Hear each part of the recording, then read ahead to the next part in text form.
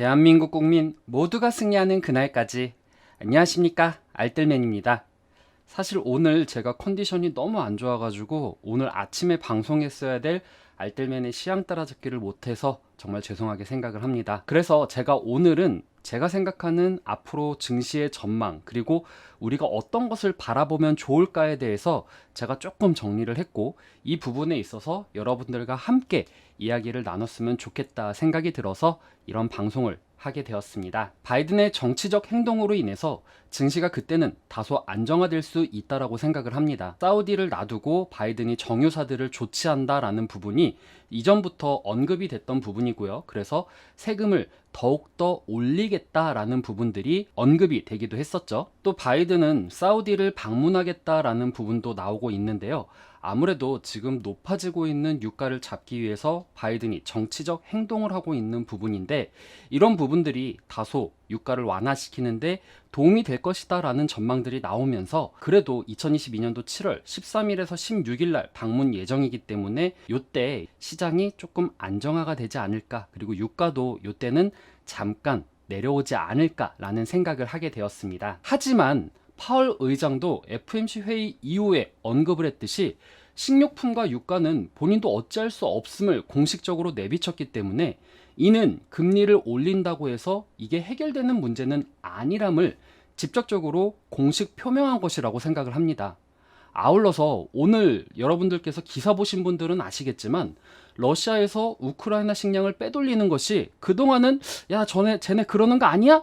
라고 생각을 했지만 위성으로 포착을 했다라는 기사가 나왔습니다. 오늘 매일경제에서 나온 기사인데요. 러시아가 우크라이나산 곡물을 시리아로 빼돌리고 있는 모습이 이 상업 위성업체 맥사이를 통해서 포착이 되었다라고 보도가 되었습니다. 즉, 원래 세계로 수출이 되어야 되는 곡물들이 러시아로 빼돌려지면서 세계 공급망을 러시아가 인위적으로 훼손시켰다라는 것이 증명된 셈입니다.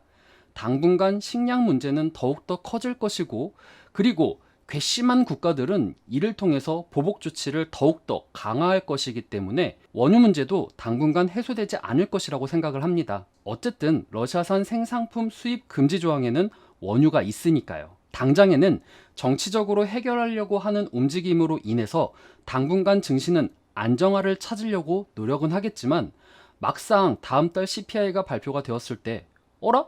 금리는 금리대로 오르는데 유가와 식료품은 계속 높아지네? 라는 상황이 올 수도 있다라는 것이죠.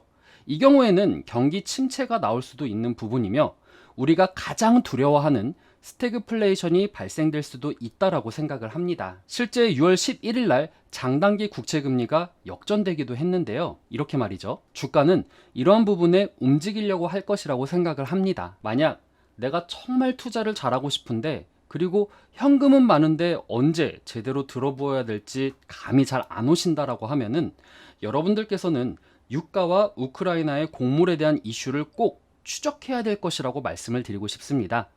내가 어떻게 할지 모르겠다라고 하면은 3%라던가 아니면 경제에 관련된 유튜브를 통해서 이번에 CPI가 발표가 되었는데 유가는 어떻게 되었고 곡물 가격은 어떻게 되어서 CPI가 올랐다 혹은 내렸다, 이런 결과들을 많은 매체에서 발표를 할 것입니다. 물론 신문기사에서도 이런 부분들을 잘 발표를 해주시고요.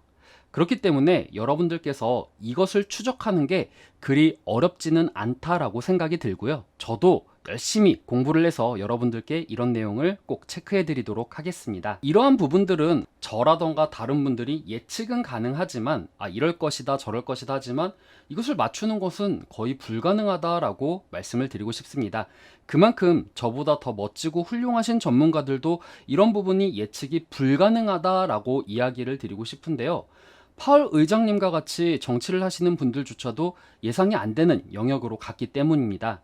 그래서 우선적으로 이 부분이 안정이 되어야지만 증시의 불안감이 해소될 수 있다라고 생각을 합니다. 어제 대비해서 오늘 시장이 그렇게 좋지 못한 것도 이러한 부분 때문이다라고 생각을 하고요. 하지만 내가 돈은 많은데 근질근질하다라고 하면은 그래도 지금은 금리라던가 유가라던가 이런 부분에 있어서 정치적으로 해결하려고 하는 시도가 지금 약간 반등을 보일 수 있는 부분이라고 생각하기 때문에 아, 나 정말 근질근질해 하시는 분들 같은 경우에는 비중의 일부만 가지고 단기적으로 접근을 하신 후에 나오는 것도 좋은 방법이라고 생각을 합니다. 저 역시 이런 부분들 끝까지 잘 추적하면서 여러분들께 시장에 대해 잘 알려드리고자 노력하는 알뜰맨이 되겠습니다. 요 근래 제가 기말고사라던가 학교 일정 때문에 기업 분석을 그냥 못할 것 같아요 라는 게 아니라 그냥 제가 귀찮아서 안 하고 있는 게 맞다고 봐야겠네요. 하지만 제 일정이 안정화가 된다라고 하면은 원래 패턴대로 제가 아침에 시황 보고 저녁에 기업 분석하는 식으로 이렇게 돌아가도록 하겠습니다. 항상 여러분들께 너무 감사드리고 저 많이 사랑해 주시면 감사하겠습니다. 정말 저도 열심히 힘내고 여러분들께 힘이 되는 알뜰맨이 되도록 하겠습니다. 오늘 내용 괜찮았다 생각되시는 분들은 하단의 구독과 좋아요, 알람 설정을 눌러주시면 제가 영상을 만드는데 큰 힘이 될 것 같습니다. 오늘도 시청해 주셔서 감사합니다.